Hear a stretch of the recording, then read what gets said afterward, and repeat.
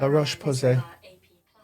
La Roche-Posay. Okay, let's go. You're rolling up here. You're rolling back. Hey yo, La Roche-Posay.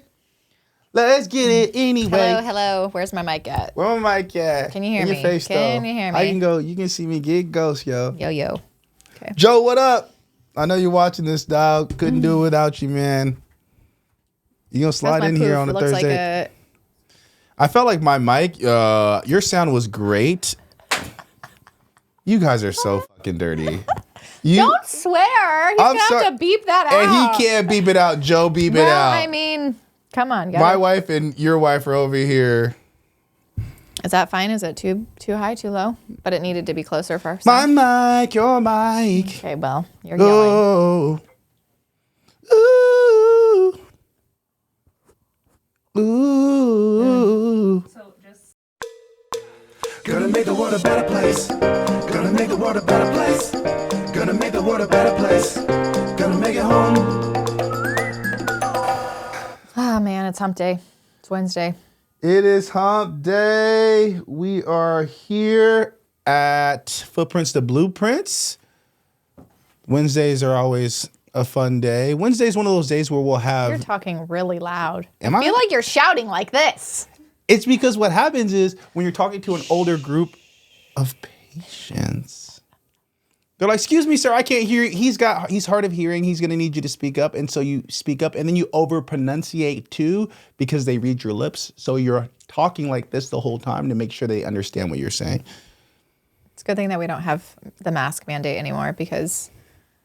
I actually preferred the mask. I know, because but no one can understand you when you're wearing the mask. There were times where the facial expression would change because it need to. So now you can't hide that facial expression. Wow. I did a whole reel about that where my face would change. It was like, yeah. Anyways. So. Like your shirt. Oh, I appreciate it. It's summertime shine. So I've been really kind of in the old man Hawaiian shirt, Tommy Bahama vibe. Yeah, it's cute. Thanks, I appreciate it. You know, been spending a lot of time in the sun with the girls, so that's been fun. And speaking of skincare products. Oh yeah, we got sent a big old box from some gift boxes. La Roche-Posay. La Roche-Posay. Don't mind me as I awkwardly grab this box here. Oh, dude, you see how the back is like it bit. You're bending all weird, like So nice here. I'm gonna have my executive producer hand this to me because got in front of my mic, which I'm not supposed to do. All right. Oh no. Okay. Let's see what we got in here. We got sent this box, and we're so excited.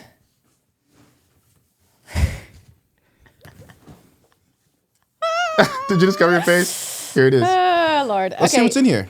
So right now I have a pretty good skincare regimen that I've started recently. I've not been good about it. When we were in med school and all of that, I didn't do anything because when funds are tight, you don't have it. And so skincare products are expensive. They are. They're so, but now that I've started my skincare routine, I hate wearing makeup and I love just using the skincare, which, you know, people have all of their different perspectives. To be honest with you, I mean, I tell you all the time, I prefer that you don't wear makeup. I think you look beautiful. I know, but there's just times where you want to do it. But anyway, it's also hard to find good skincare product or not good skincare. It's hard to find the right makeup that fits your skin. That's the right moisture balance. It's like taking care of wounds, honestly. Yeah.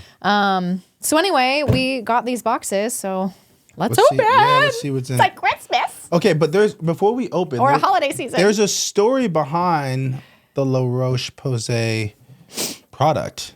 What is it? And the story is. What is it? There was this gentleman who stumbled across this spring. I think it was in France. And his horse was suffering from eczema. And he went into the water and it supposedly... Was it a natural spring? Yeah, it sounds like it was a natural mystical powers. Spring. And you know how we are with that. I know, we love us some... Okay, let's do it. Some mystical powers. All right, let's open this up. What do we got? Oh, so this is what it looks like inside. Hold on. This is good fire paper. Totally. Wow. You know, to be honest with you, as a male, oh my gosh, I have not really established a great skincare routine. And so I'm really excited about it.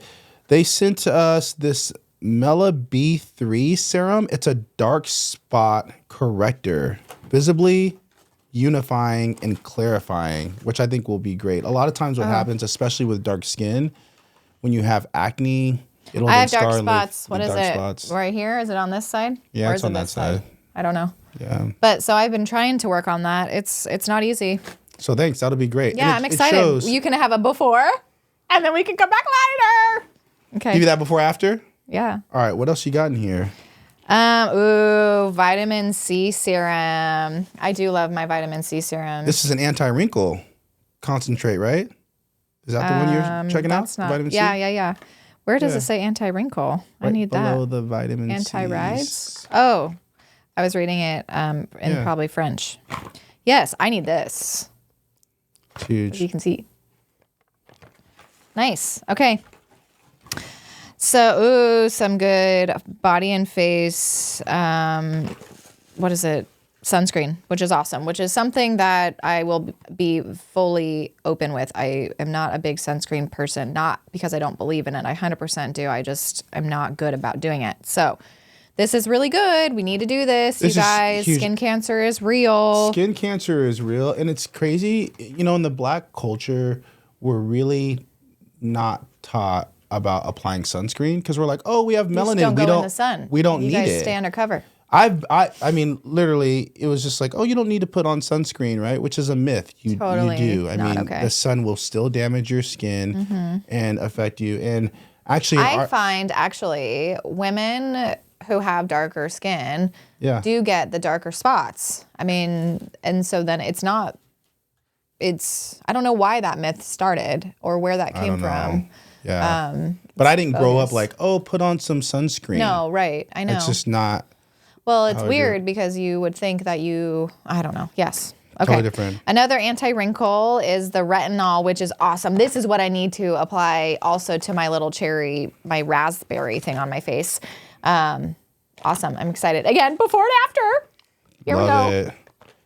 Showing me all my. And they gave us this double repair face moisturizer. Yeah, I'm excited to use this. Our executive producer is giving 2 thumbs up. The hand, no, it was like the She had double arm raise. Pump it up. Sounds like she's used this before, so we're stoked about that. These are great. Let's see how it smells. There is no smell, which is great for people who need it to not have a smell and be normal, which is oil-free, alcohol-free, fragrance. Why can't I say that? Fragrance-free. And it won't cause breakouts. Can you say Worcestershire size? Can you say Massachusetts? I'm not going to say that. I don't even know why they named it Allergy tested and paraben. Is that how you say that? Free. Anyway, awesome, you guys. And then the last thing I think that we have not pulled out or talked about yet is the pure. What did you have? Yours is is a different one. Yeah, that mine doesn't I look have like the that. purifying foaming cleanser. You have the which one? I have the hydrating gentle cleanser. Ooh. So we'll have to. Nice. We'll have to share and switch. I love that. No, I'm excited. So we'll keep you guys posted. Absolutely. This is really awesome. Really cool. These are huge products. I mean, this is a really awesome thing. Anyway. Really appreciate you guys sending that to us. That's what's really cool about our job is, as we've mentioned before, being able to work with really cool brands that send us products that we can kind of talk to you guys about. You know, as we're speaking about just skincare in general, a lot of people think you guys are podiatrists, so you may not run into issues where you see different forms of cancer, but we have had patients who have come in and been dealing with, you know, cancer. Absolutely. The 3 most common that we see in our field is basal cell, squamous cell, and then malignant melanoma. So it is, although more rare on your feed, you can see on your feet and your legs. Absolutely. We've seen a lot of when we see wounds, right? Wounds are a big part of how we can recognize if it's cancer or not. And so if you have non-healing specifically area on your skin, anywhere on your body obviously can be concerning, or if you have a skin area that opens up and will open and then close and then open and close and bleed out of, randomly. Those are also can be very suspicious lesions. And so it's just really making sure that you talk to your doctors. You're doing skin checks everywhere on your body if you're going to get it checked out. That way they can properly assess it and make sure that it's nothing more serious than just What's crazy, when I was lesion, a boy, I had what they thought was a mole. They were concerned about melanoma. They actually did a biopsy on the bottom of my foot. This is before I even knew anything about foot doctors. And it wasn't a podiatrist that did it. It was my primary care doctor. But they did a biopsy, ended up coming back negative. But I didn't fully have an understanding of what they were checking for. Well, but also for people with darker skin, there are those spots that, you don't know about, and it can be concerning. I mean, you have, the toenail lines as well. I mean, there's just different pigmentations because of different melanoma. Well, that's the thing with melanoma. You can get melanoma underneath your toenail, and you'll see this sign. It's a classic sign. It's called the Hutchinson sign. And sometimes it can be confused because darker skinned people can also get what's called melanotic nail. Well, you'll get these skin lines. I actually have it on my fingers. You'll get these darker lines, and if you don't know, right, it can be confusing. And so it's always good to go and see your podiatrist or your primary care doctor if you have any concerns about that, or your dermatologist, who can help, guide you on what the best, treatment options, or if it's something you should just monitor. But there are the ABCs, right? When you're looking to determine if something is melanoma, there's something called the ABCs that you look out for. So A is for asymmetry. So when you're looking at the lesion, you want to make sure that it goes in a circle. And if it looks asymmetric, then that could be concerning. Yeah. You could essentially try to divide the lesion in half. Just imagine drawing a line, directly through the lesion. And if one side looks completely different than the other, that can be alarming. And ultimately, though, like any lesion that isn't normal or came out of nowhere is something to get checked out. But then B is border, so you just want to look at the borders and see what that is. C is color. And so changes in colors, and then D being diameter. Yeah. So the bigger the lesion, the more rapid growth of it. Those are all can be concerning. Doesn't mean that it is, but again, go see your doc. Absolutely. So cool. Went paddleboarding the other day, which was a really fun experience. Until it got windy. It was a great exercise. We got off of work. I'm surprised my arms don't feel. I'm surprised I can do anything with my arms. It was a great workout. We got off of work and we're like, you know what? It's sunny outside. Let's go and do a water activity with our girls. And so. But we just got these new paddleboards that are paddleboard canoe-ish, kayak mix. Yeah, it's like a hybrid. Yeah, it's fun. So first time we got them out, pulled them out, we didn't blow them up. We didn't blow them up all the way. And so that's one of those. Funny. He went out there and he was like, it's not blown up all the way. I'm like, why is mine sinking? Why am I sinking in the water? Yeah, I'm not falling off. Like this. So we had to pump them up. But yesterday was fun. We took our kids, the dog, our niece, and we went to this little sandy beach by our house. But on the way home, the wind picked up. And he was like, we're moving so fast. And I was like, no, we're not. You're like, look at the beach. We're not moving at all. I'm like, we're totally moving. And we hadn't moved a single point in the beach. We had stayed there and even drifted back. I had to get on my knees to give more force. I couldn't stand the whole way. That's Stop it. But we ended up getting there. An hour later. We ended up getting there. I think that's been the beauty about doing the house remodel is we don't have TV in our living room. And we're not huge TV watchers to begin with, but not having accessibility to the TV at all has been great because we've been doing, and it's been sunny, we've been doing tons of activities outside. We like to be outside in general, but I feel like we've really kind of picked up our outdoor activities. Yeah, but it starts to get a little stressful, the fact that we haven't had a kitchen in Not having a kitchen has been really months. hard. Yeah, it's been really hard. We're using like the little baby fridge and grilling hot dogs on the bonfire, and it's been very camp-esque at the crowd. How many times have you been camping in your life? Well, I grew up camping on the beach, but I feel like you're camping. How many times have you slept in a tent? Maybe 10 times. That's more than I thought. I feel like you don't believe that. I don't. By your facial expression. I don't. She asked a question, I gave her an answer. Growing up in San Diego, you'd do bonfires on the beach. You'd sleep on the beach. Crazy. I just don't think you would be the one to stay after the bonfire's over. I'll tell you the craziest story. Ooh, I the don't reason know. This is I'm bad. sorry, this is sad. So I was in middle school. We were having a bonfire, and there's these public bathrooms right by the beach, and so you walk to the public Such a bathroom. bad So story. we went to the public bathroom because we had to use the restroom, obviously, and it was like dusk, so it was still a little bit of light out. And we went back to the bonfire. Well, a bunch of police had shown up, and a serial killer had murdered a little boy in the bathroom at that time. God. And so it was really traumatic for my group of friends who were at that bonfire. One girl I remember became super obsessive with the case and kept all the newspapers, and it really just was very depressive for her, which I mean, that's awful. it was horrible. So it really did change my experience of camping. So how many times have you released? Probably 5, not 10. I maybe have no, a 10. I really do think 10, honestly. Yeah. But we didn't do tons of forest camping. So I'm excited to try to do more of that with the family. And, I learned that, I don't know if I mentioned about when you are out in the forest and you set your intention, it's called forest bathing, which is That's really neat. cool. I've never thought about that. I'm like, man, I love being in the forest. Why is that? And I had Well, it's grounding for you. You know it that. is. Yeah, I had a healer who came into my office and was just saying that when you go into the forest and you have this intention and you set an intention with whatever it is, the trees are able to take that energy and frequency, they attach onto it, and it doesn't harm. The frequencies don't harm the trees. The trees are able to just take that energy and frequency, and it goes through their roots and then out into the earth.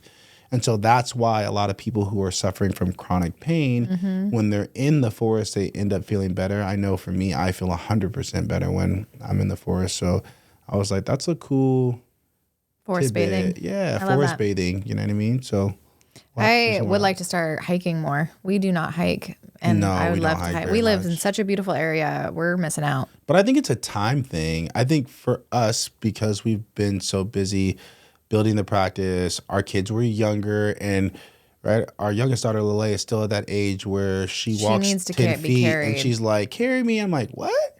You girl, Yeah. you got strong, healthy legs, walk. So I think that's really why I think once she turns that corner, we'll do a lot more hiking. Like we're going to go to Sun River in August, where we love to take our bikes and go bike riding with our girls. Our oldest, Adriel, actually learned how to ride a bike at Sun River. It's a great place, has tons of bike trails that you go through, and it's been an awesome experience, but it's challenging because our youngest is still at that age where she needs the training wheels, and we're going to try to transition her off of that, but we're going to have to bring the little trailer wagon thingy.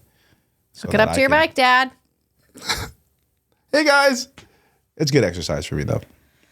I enjoy it. It's one of my favorite places to vacation with you guys because we're able to ride bikes. We ride bikes all day. Literally, it's like we wake up in the morning, we ride bikes to get coffee, and then we'll come back home, do lunch, and so it's fun.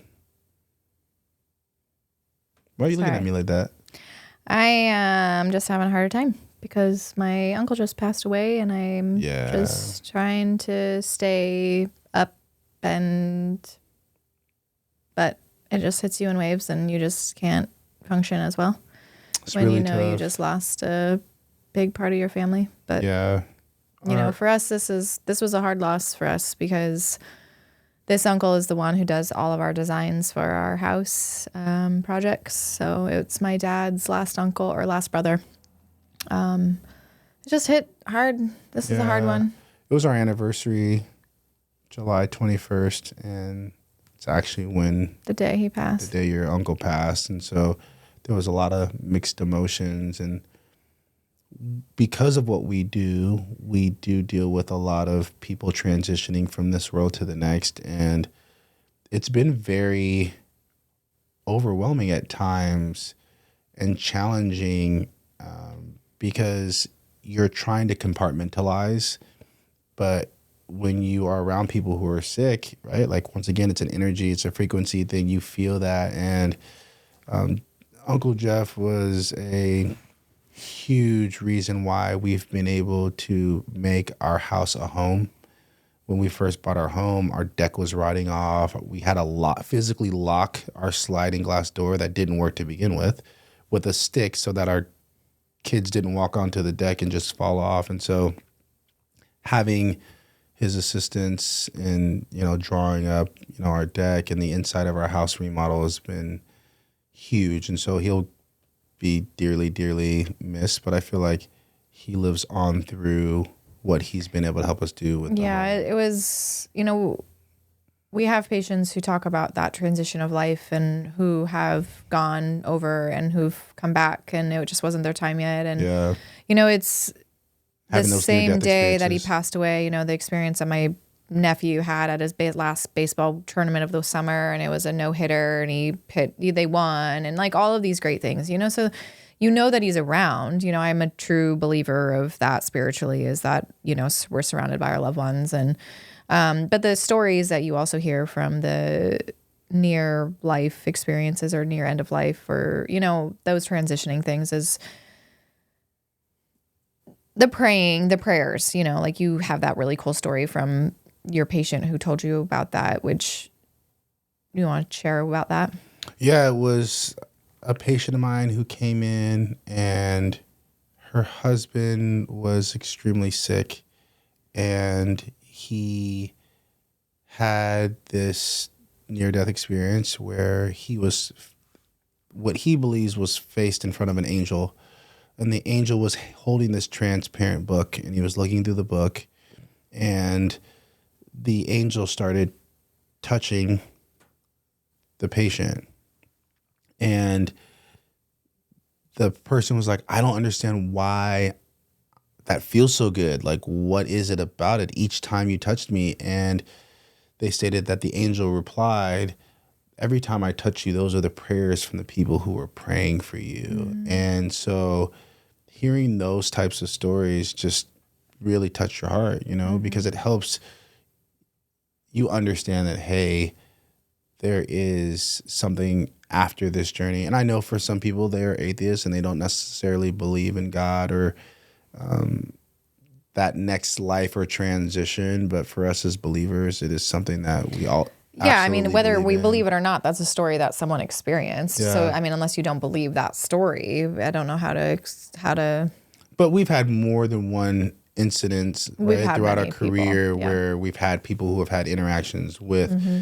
the other life or with angels. And so that's something I think that's really cool about being a healer, is that you do get to talk to people and hear their stories and their journeys and get to hear about things that, sometimes you're taught like aren't real, right? Mm-hmm. Like, oh, ghosts aren't real, angels aren't real, like these things aren't real. Like, are they not real? I mean, they used to say aliens aren't real, and we found out that they are now confirmed by our government, right? So I never like to think, I always try to be super open-minded. Just because we can't see something with our eyes doesn't mean that energy and frequency is not around us, right? Like there's so many things in the ocean that haven't been discovered or in the rainforest that we don't know about. Like you can't say it's not real. Like, well, you just haven't seen it. We don't know if it's real or not. So, mm-hmm. Yeah. Sorry to hear about your uncle, though, for real. I mean, super sad, but we're going to continue to celebrate his life and the great things that he has done and continue to move forward and just know that he's in a better place.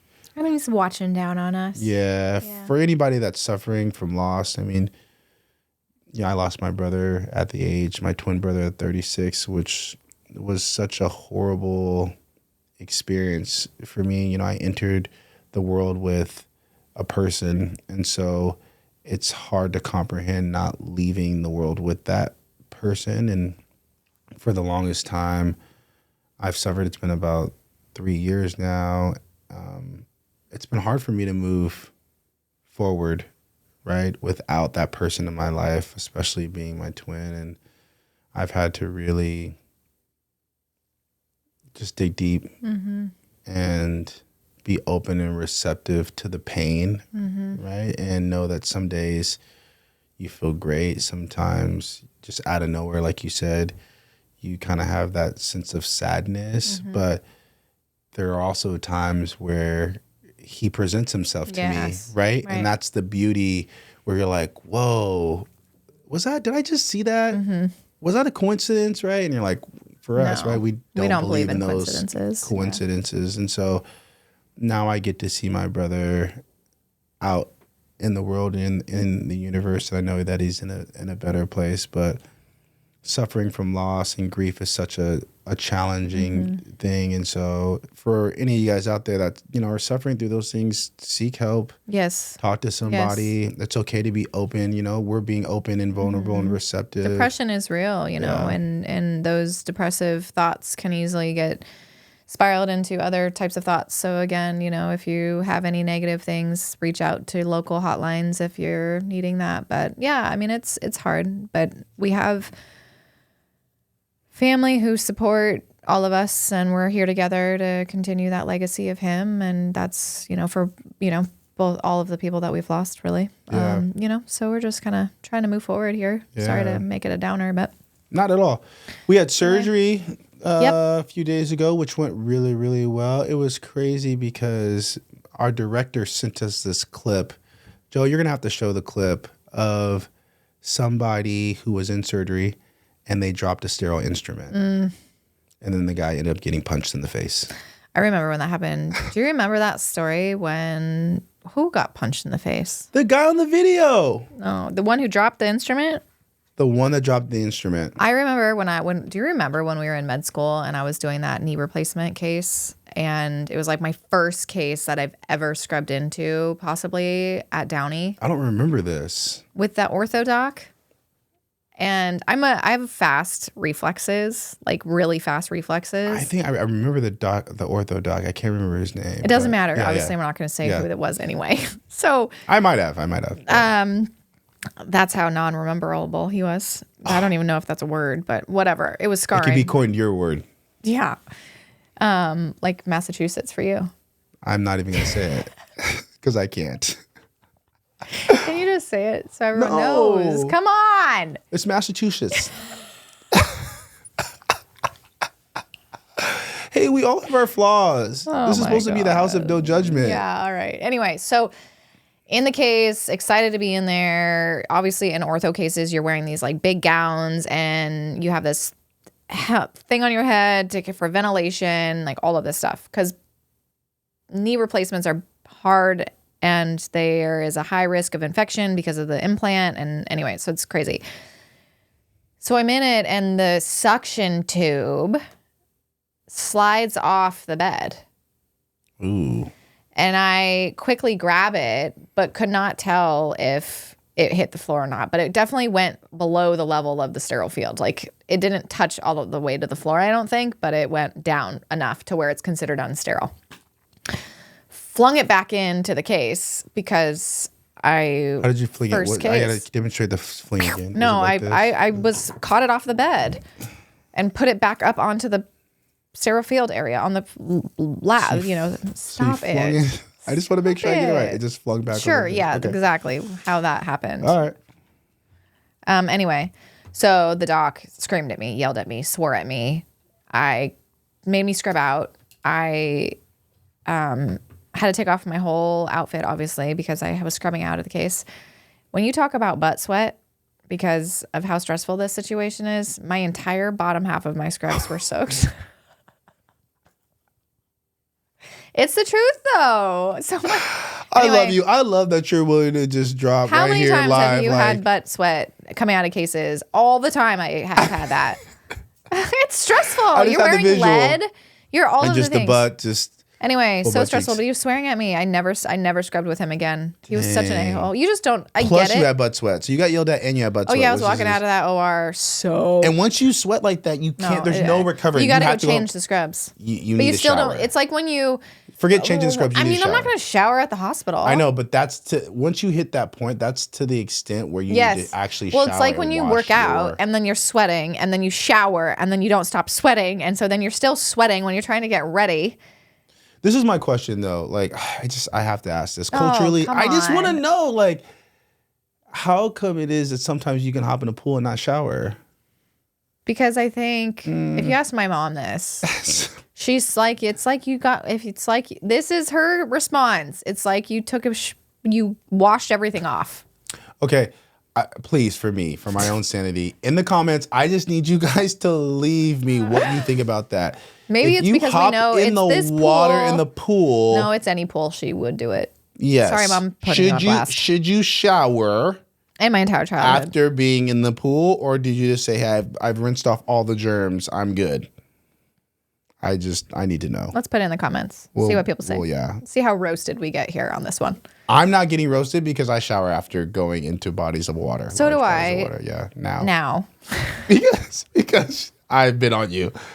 Like, we're not going to hop into the bed to when it's the pool at my parents' house, at least I know that it's clean. Okay, there's 7 grandchildren that swim in that pool. I also bathe after all of them have been in there. Yeah, it's true, but I think it's a white person thing. I'm gonna second some that. White people. I'm just I don't know very many. I said some. My executive producer is like, no, you're wrong. She's like, this is not I don't know, an every white person thing. That just might be a family thing. Yeah, we're gonna get a thumbs down on that. It's Armstrong thing. Yeah, it's okay. But anyway, whatever. You've changed that habit. I sure have. And we all have them. But for us, did you hear that big swallow? Anyway, geez. You've got a lot of mouth juices. Talk about my mouth juices. Do you remember that time when we were in chemistry at Bellevue College and I was sick or something, and I was drinking tea, and it was a silent class because we were in a lecture, and I would, when people drink coffee or liquids and they swallow and it makes a lot of noise. Anyway, you got so mad at me. You had to move or just took my beverage away because it was too loud of a swallow. I don't remember this. Oh, it was. I think it's so interesting how you remember those things, and I don't remember that at all. I got mad because you swallowed your. You know what? You probably felt the way. You probably felt the way that I feel when you're yelling at me about chewing something. No, you won't let me chew gum in the car because you're like, well, no one should allow. I don't let anyone give you gum. I tell the staff to not give you gum. This is just, seriously, I'm a 39-year-old, 4-year-old. Just the restrictions. I mean, do not give this man gum. A lot of wives would say, or spouses would say, that their spouse is like a child. So wrong. You call yourself that. No, I don't. Yes, you do. No, it's like having another child. I think because you guys worry to that level. About you? Yeah, look at the wrinkle on the face. Yes, about me. No. I have to watch over your stuff like that.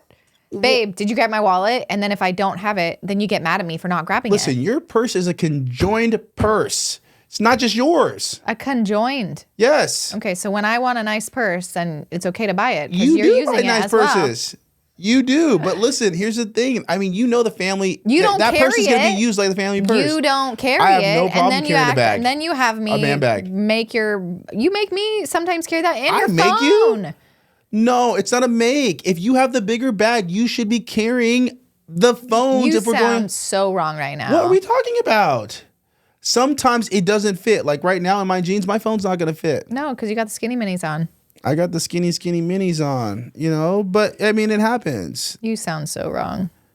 Girls, I appreciate spouses, partners, who carries the bag in the relationship?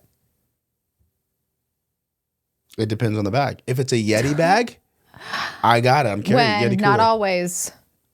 I carry the bags. I do. Especially if we're going in the airport, who's carrying the bags then?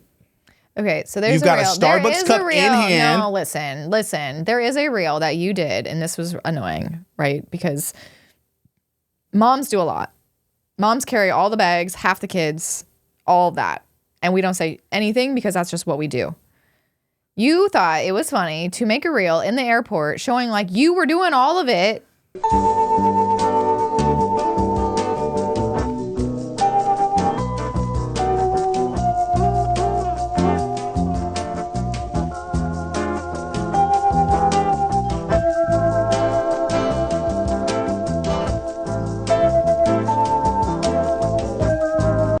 And it actually went fine, but then it puts me in a bad light because I'm the one who's grumpy pants because that's my real life. Yeah. And you're over there Listen, people all the time, they're like, oh, it is true though. Like the dad will be pushing stuff and people are like, oh, such a beautiful family. It's awesome. You're doing a great job. And like the mom's over there struggling and people are like, that's what we do. Yeah, you guys get it. There's no credit. Yeah. Think about the packing that you have to do prior to that. Think about the reel that you did on the airplane. Yeah, you got roasted on that reel. Yeah, I did.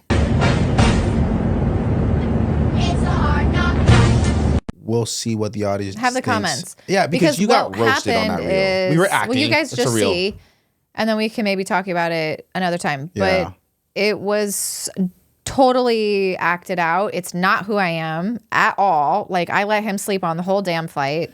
Well, explain. We were on the airplane, and the reel was essentially you're on the airplane and the dad sleeps. The dad sleeps. The and whole so time. she shook my chair to wake him up because the kids are on me. And which is what happens. And the question was when there are two parents on the airplane, right? Who manages the kids? Who should get to sleep and then who manages the kids? Why does it have to be one or the other? Right. And that reel got 10.3 million views but some of the comments were just very They were nasty. mean. They were like calling me names and stuff. Yeah, they called you the B word and like all kinds of stuff. That's like, not even the reality. I was like, well, I mean, whatever they I want to think, like, that's guys, fine. That's just not acting. what I do, though. Literally, he does sleep, relax the entire flight, and the girls are on both sides of me. My baby, well, it depends on where we're sitting. Yeah, where were you sitting the last time we went on a long flight?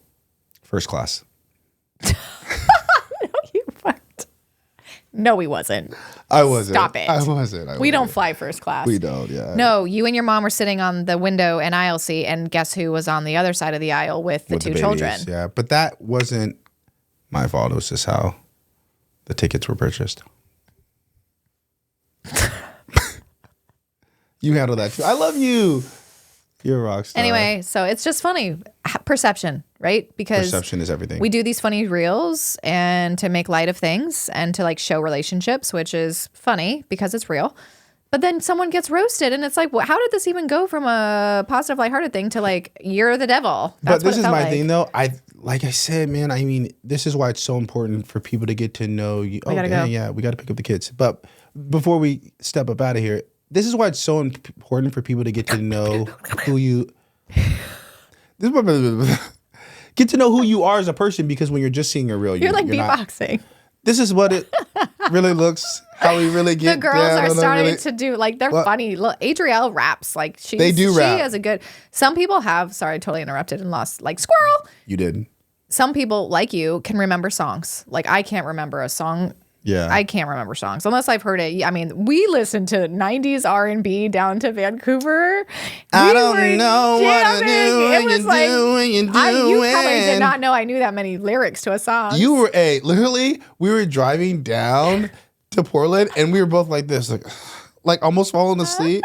She put on that 90s soundtrack, and it changed our lives. It was a good time. Anyway, we went. I mean, they started playing the beats. Adri learns these songs and remembers it. So they're doing all these. They're like that age where they do these performances, and it's don't so listen cute. To anyway, what were you talking about?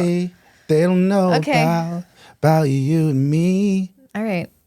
The 90s. It was so good, but it was a lot about sex. A lot. The 90s was like, about I shouldn't sex. have been listening to that music as a child. Listen, that music needed to be made when we definitely were not children, because it was, I was like, dang.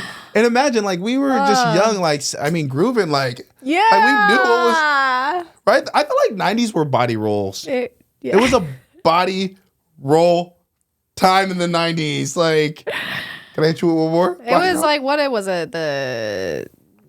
it called? We had SWV. No, but like the butterfly. You remember all that? The Tootsie Roll. The Tootsie Roll. Tootsie Roll. Tootsie Roll. No, stop. You're going to hurt yourself. Stop. Oh my God, stop. Make sure your butt crack's not showing. What? Your butt crack. That was a roll. You can't bend down these days without your butt crack showing. Oh, man. I'm sorry. I can still do the Tootsie Roll, though. I can still do it. Anyways, guys. All right, we got to go, but it was cool to meet you guys. Hey, don't forget to hit that subscription button. Come and check us out. I'm Dr. Jeremy Cross. And I'm Dr. Allie Cross. And this is Footprints to Blueprints. Have a good day, y'all. Gonna make the world a better place. Gonna make it home.